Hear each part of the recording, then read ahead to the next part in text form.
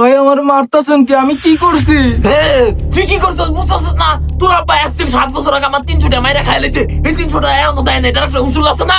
মাত্র 300 মামলা, আমি 300 লাগে আর 200 বার আপনার 500 দিতেছি। এই তুই এই দিনকার পর ভাই তুই আমার 500 টাকা লোক দে আসবে না। কথা না কইলাম। এই কথা বলছিস না, চুপ থাক। আমার যে রাগ উঠতেছে রে, তোরা মন চাইতেছে যে একটা কারণে দিন 3 দিনকার পর আমি আমার 500 টাকা লোক দে আসবে না। তোর বাবা আমার 300 টাকা মাইরা থেকে গেছে গা, আজকে আমার মাত্র 500 টাকা দাও।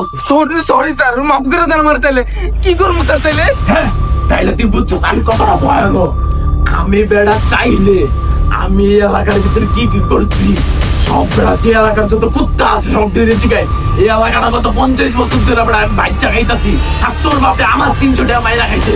তুই এই মুহূর্তে তোর বাপে কল দিবি, কল দিয়ে 5 কোটি টাকা মুক্তি পঞ্চাবি, নইলে তোর মাইরা লাবো।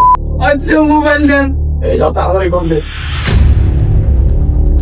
হ্যালো আব্বা। হ্যালো, আমি সজল কাউয়া। তোর মোড়াতে আমি ধরে নেওয়া পড়ছি রে দোস্ত। আব্বা আমার দরজা। তোর মনে আছে তুই আমার 300 টাকার কামলা দিছিলাম, আমি আর তুই মেলা পরে তুই আমার টিয়া মাইরা খাইয়া লাইছস।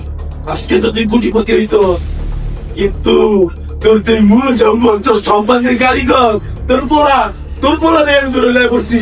তুই আমার 5 কোটি টাকা দিবি আমি জানি। সজল কাউয়া, তুই তো কাউয়াই রয়ে গেলি, আমার তো পোলাই নাই, তুই কারে ধরে লয়ে গেলি? পালা কইরা দেখ। হ্যাঁ, তুই কে?